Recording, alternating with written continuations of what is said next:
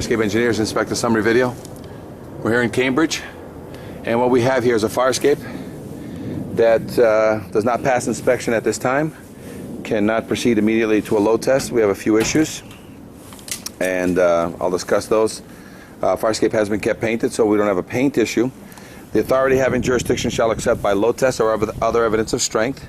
The Mass Building Code is examine, load test, or certify the fire escape. So we're going to talk about that. So it looks like it has some original, hex head bolts here and there, but we do have some original hardware.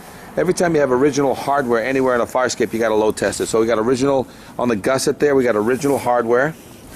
On these gussets, all original hardware. So the only way we can guarantee this is to load test it, or if the client is willing to take an opinion and sign the disclaimer form that they'll accept all the liability, we can also provide them with an opinion letter. But the code is very clear. See, we got a buildup of rust inside here, so now these bolts all got to be changed. See the rust in there, 1/4 inch. We got to make sure that these are tied back correctly. And when it comes to welds, see all these welds right there, welds right there.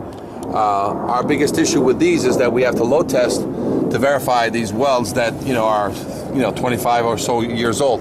But as soon as we pop a bolt in it, we don't need to load test because you've certified the fire escape in lieu of a load test. So pop some bolts in here and we don't have to load test this upper platform. It is properly through bolted up there.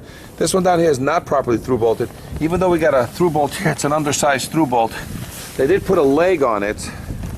I got a leg on this corner. So I think that was one of the answers, because we're definitely getting a tilt on this. So I would definitely require another leg in the middle here, down. There is a seat channel that goes all the way across. All these railings got some rust build up underneath, but see, all original square head bolts on these. As soon as you flip these out, so just because of this one bolt over here, the square head, I got to test this fire escape. I changed that bolt out and I put another hex head bolt in there, then I don't need to load test. Because I've certified in lieu of load test. So we've got grading. The spacers look pretty good on here, but You got to verify that there's not any separation going on, so those will be tested. The spacers up above don't look too bad either, but you can see definitely that the rust has exploded those. So a lot of these spacers, you have to sandwich them with a strap so that they don't open up in any way. Fire escape has been kept painted. Lag bolt back into the building. See, original hardware here. Change this bolt out. I don't need to do anything with this fire escape.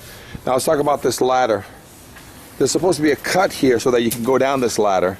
And this ladder is an all-welded ladder. The problem with the all-welded ladders is I have to drill a hole here and put a bolt on every one of these welds. Otherwise, I have to load test every one of these welds to get you the guarantee. But as soon as I bolt these, then there is no need. That's why a lot of these ladders pop through the steel, then gets welded or bolted, and that gives you a double protection. But right now, this is an all-welded, homemade ladder with, on a piece of angle, but it's supposed to be either closer to the building.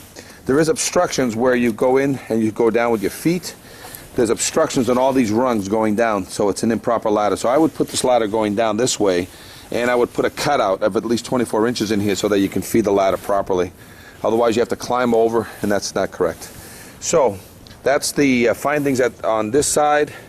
We'll find out if the footings down below are into dirt because they're rotting out the steel, so we'll most likely have to put a little bit, make sure there's a sonotube down there and then build up the cement above grade. Fire escape doesn't need a paint job, it's been painted. Any question, but it is tilting.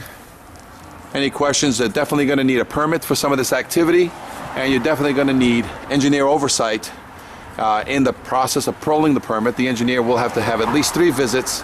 An initial visit with the vendor, a mid-visit to check the progress, a final visit to verify and certify the fire escape that all the work was done as per the report, and then the vendor will call the city official in to do a final, to sign off the permit, and that's the completed process to remove any and all violations.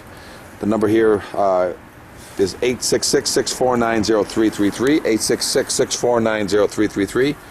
This is Inspector Meneses here. You can also call the main line at Fire Escape Services, 800-649-3333, 800-649-3333.